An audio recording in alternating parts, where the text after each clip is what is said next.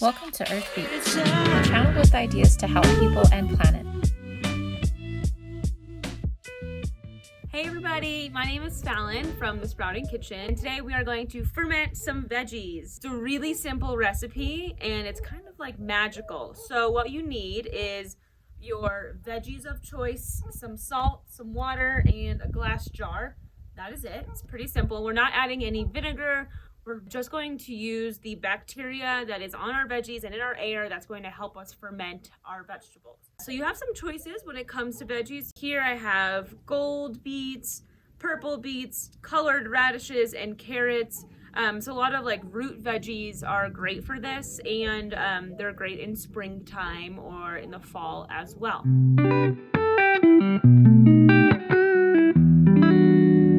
The first step, grab your jar. I'm using a quart-sized mason jar here, and we're just going to chop our veggies into whatever size you want.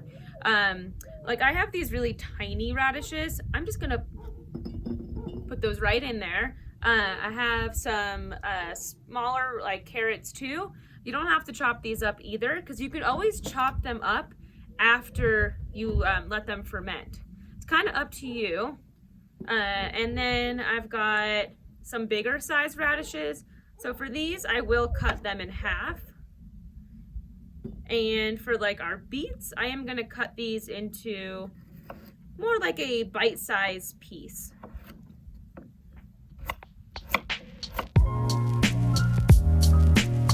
And pretty much you're just gonna start filling up your jar with whatever veggies you want to use.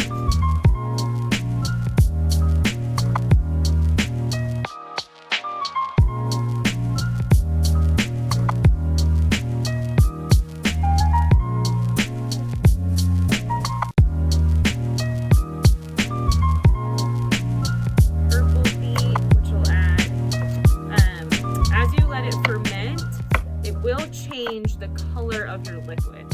So just know, like, if you're adding, purple beets, your liquid and all your veggies will turn like a kind of light pink purple color. So you can fill up one jar. I'm actually gonna fill up, I've got some more veggies. While I'm at it, I'm gonna fill up another jar.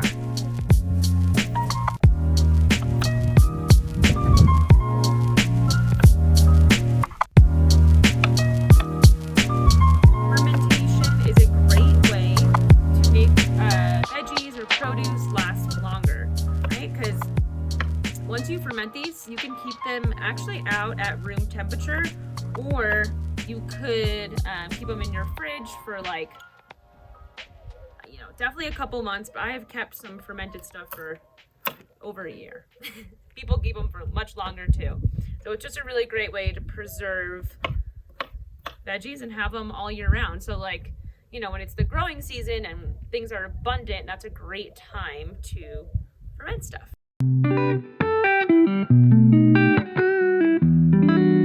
Brine is what is going to get things going and keep the veggies fermenting, but it also prevents the kind of bad or harmful bacteria from growing. So salt is really important here. So I have a quart mason jar full of water, and I'm going to now add my salt. So the salt that you want to use something that does not have iodine in it.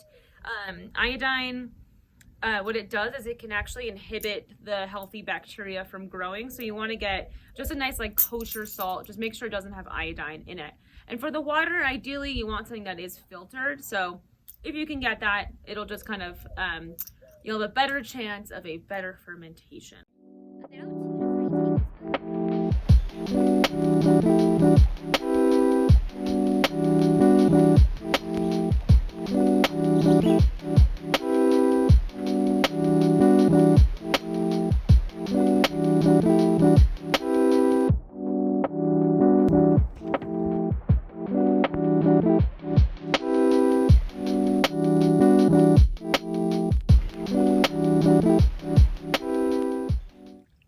Veggies, if they're submerged, if they're under the water brine, the salty brine, then the harmful bacteria can't grow. It's when they like float above the water and they're exposed to air, that's where you can get like some mold and bacteria growing on top.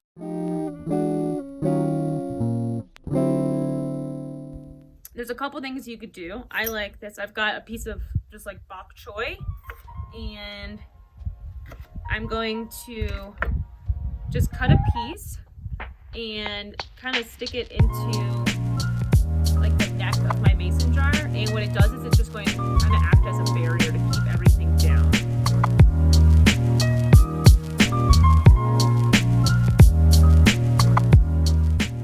Let this sit in a kind of cold, out of sunlight, like in your pantry area of the house. Let this sit for about 5 to 10 days. If it's warmer, it'll ferment quicker.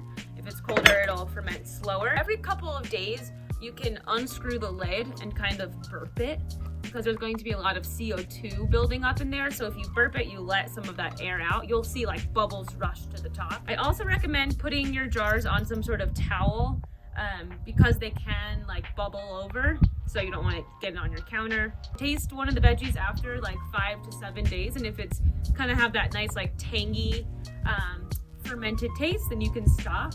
You can also add extra flavors, like if you wanted to go for a classic like cucumber pickle flavor, you can add like dill, peppercorns, garlic, bay leaves, all different sorts of like spices and dried herbs in there. But today we're keeping it super simple, and maybe we'll do another episode on pickles, like cucumber pickles. Enjoy, make some fermented veggies, and let us know how it goes.